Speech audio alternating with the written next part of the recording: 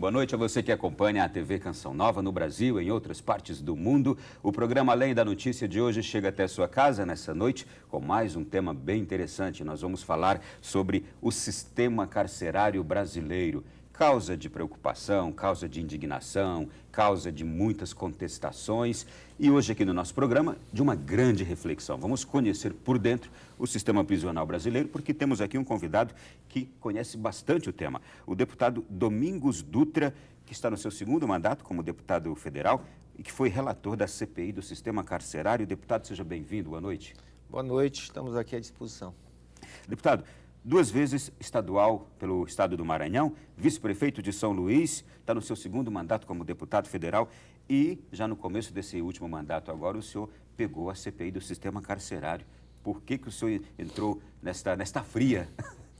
Olha, primeiro, o que motivou a CPI foram as notícias reiteradas de rebeliões, geralmente com muita violência, com sacrifício, com execuções de presos e com sequestros de servidores públicos, principalmente agentes penitenciários. E nós solicitamos a CPI, eu fui autor, fui relator, visitamos 82 presídios no país, em 18 estados. Nós não nos conformamos apenas de ouvir especialista e a Câmara, das 3 CPIs que ela já instalou em toda a sua história, sobre o tema, esta foi a única que foi aos presídios. E nós constatamos simplesmente que nós não temos sistema carcerário. Nós temos um inferno carcerário. Nós temos um caos, um sistema que produz criminosos. Ao invés de recuperar, o sistema carcerário não recupera ninguém. É um sistema ilegal, inconstitucional, que viola e agride a pessoa humana e, sobretudo, a sociedade. Porque nós não temos no Brasil prisão perpétua. Todo preso que entra no cárcere, um dia ele sai. Nós não temos pena de morte. Nós temos morte sem pena. Como no Maranhão, só na semana passada, foram 13 presos mortos.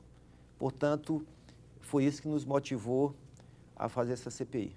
Bom, graças ao deputado e ao trabalho da CPI, nós vamos ter ao longo desse programa várias imagens do interior dos presídios brasileiros, imagens produzidas quando das visitas do senhor e de toda a comissão que formou a CPI esteve nesses mesmos presídios. Mas eu quero trazer aqui os dados seguintes. Os presídios brasileiros têm capacidade para 300 mil pessoas, mas abriga hoje cerca de 520 mil, isto é, faltam muitas vagas ainda nos presídios. Esses números fazem parte de um diagnóstico realizado em março deste ano pelo Ministério Público Federal.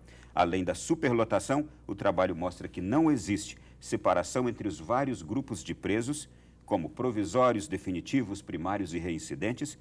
O relatório da CPI do Sistema Carcerário da Câmara revelou que 82% dos presos brasileiros não trabalham. Além disso, menos de 10% dedicam-se aos estudos. É possível acreditar que os presídios brasileiros possibilitem a reinserção social desses cidadãos com estes números, com estes dados? Ou as cadeias brasileiras, de fato, tornam-se um ambiente de especialização no mundo do crime? É isso que pergunto para o senhor, deputado.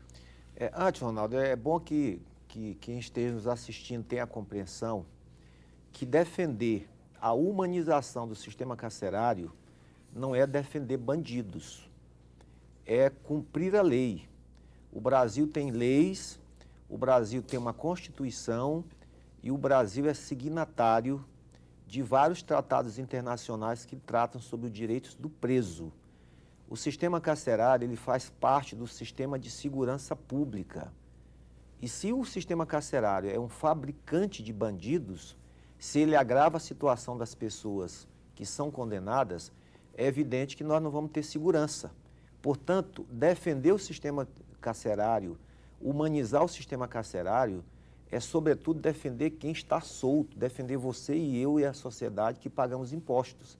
Porque na medida que o preso entra de um jeito, ele é torturado, ele é colocado numa salada de preso, ele não tem nenhuma perspectiva, quando ele sai, ele não tem outro meio de vida a não ser praticar mais crimes. É por isso que a reincidência ultrapassa 80%. A pessoa entra no cárcere, cumpre parte da sua pena, volta para as ruas e volta a delinquir. Portanto, é fundamental que a sociedade se preocupe, dê atenção e ajude a cuidar dos seus presos, porque, do contrário, vamos continuar reproduzindo isto. Nós pegamos algumas frases que estão no nosso relatório que diz o seguinte: nós temos que cuidar dos presos, porque hoje o preso está contido, mas amanhã estará contigo, porque ele vai ter que sair.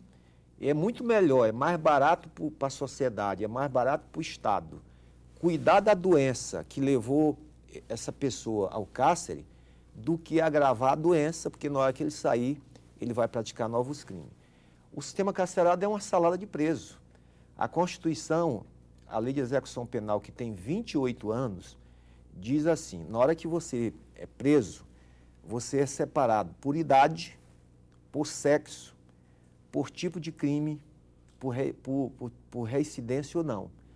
Nós tivemos no caso do Pará, em Abaetetuba, uma menina de 15 anos que foi colocada numa cela, numa delegacia com 22 presos. O Brasil inteiro acompanhou e ficou abismado com isso. E não foi esse o único caso, ou seja, se coloca uma menina, adolescente, numa cela com 22 homens, imagine o resto.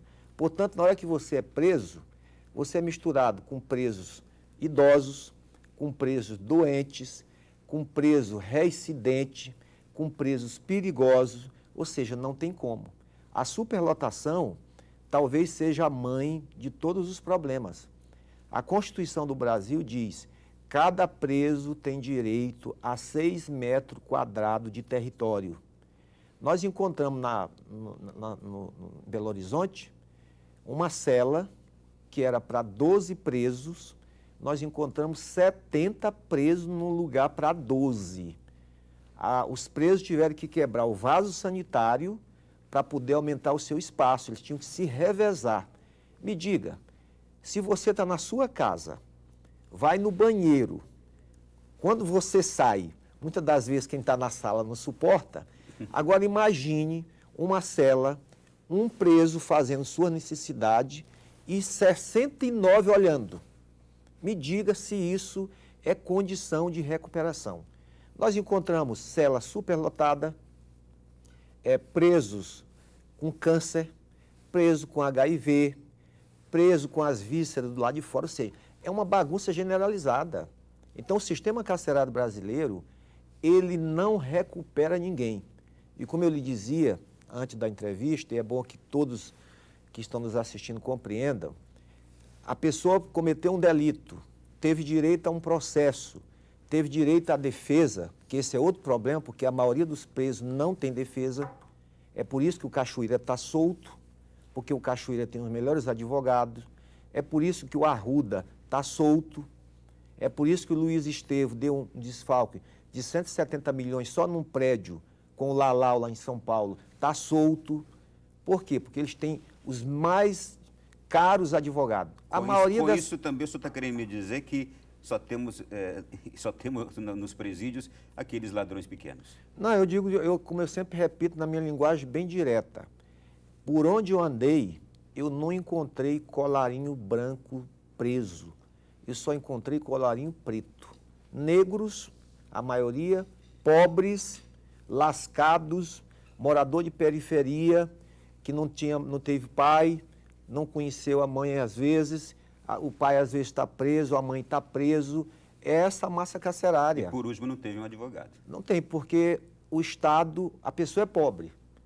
E o Estado não garante defensoria pública. Isto é, o Estado diz que existe, mas a defensoria pública ela é insuficiente para atender a todos. Insuficiente. O Estado de Santa Catarina não tem defensoria pública, o Estado de Goiás não tem, no Estado do Maranhão tem, na capital e 2 cidades, não existe defesa.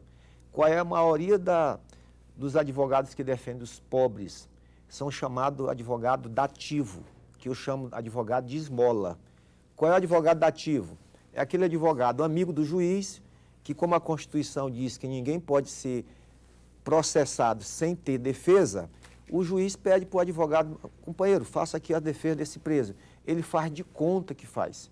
Não há defesa técnica. Portanto, há um monte de problemas. Portanto, voltando à superlotação, o cara é colocado numa cela misturado, que eu chamo de salada. Ele é torturado física e psicologicamente, porque a tortura nos presídios é cotidiana. E se não bastasse a tortura física, tem a tortura psicológica, a tortura moral. Como é que você pode viver num espaço de 12 centímetros? Como é que você praticou um delito pequeno, como lá em Carolina?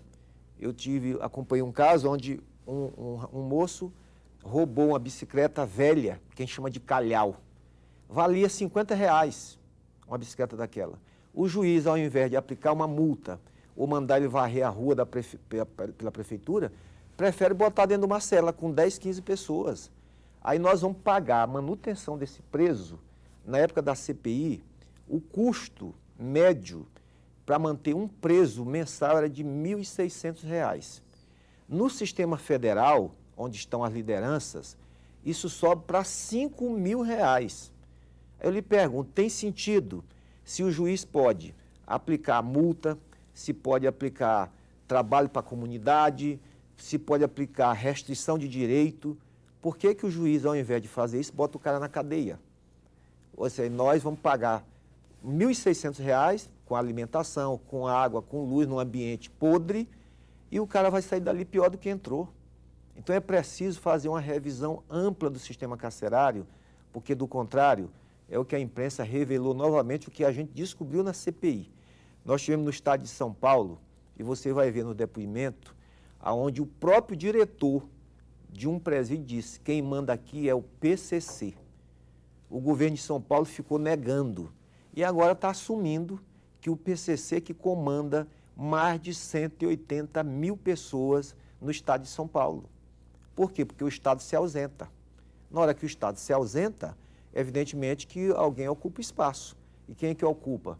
O PCC manda em São Paulo, o Comando Vermelho manda no Rio, o amigo dos amigos, chamado ADA, manda no Rio, o inimigo dos inimigos, também chamado no Rio de Janeiro.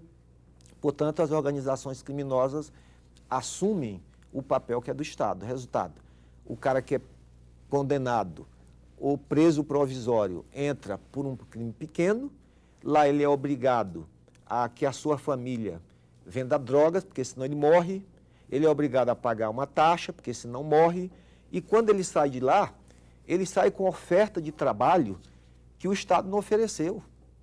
Portanto, é preciso que a sociedade brasileira pressione as autoridades, porque o sistema tem jeito. Agora, só tem jeito na hora que a gente botar na cadeia o diretor do penitenciário, o secretário de administração penitenciária, o juiz que não faz a sua diligência, o promotor que não cumpre e até o governador. Você não vê governador inaugurando presídio. Ninguém vai, porque é só de lascado. Mas gosta de fazer demagogia para a escola. Portanto, o sistema tem jeito e é preciso que a gente faça um mutirão, porque senão nem eu nem você vamos ter segurança. Eu tenho certeza que depois de tudo isso que o deputado Domingos Dutra acabou de nos dizer aqui, em casa nós já temos um raio-x da situação presidiária no Brasil.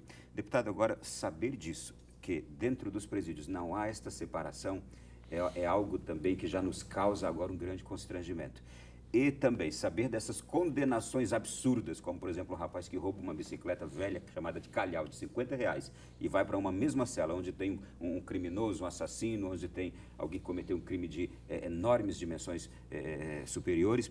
De fato, é algo que nos deixa constrangidos. Agora, eu gostaria de saber o seguinte: o que seria necessário para esta reforma física da estrutura dos presídios, para que ali haja esta separação? Seria só uma reforma física da estrutura dos presídios, ou já nas condenações precisaria haver esta reforma também, para que nós não tivéssemos ali um ladrão de bicicleta, calhau, ou tivéssemos ali alguém que roubou, como por exemplo um empresário que rouba 170 milhões na construção de um edifício, e alguém que mata uma pessoa? Como fazer essa reforma?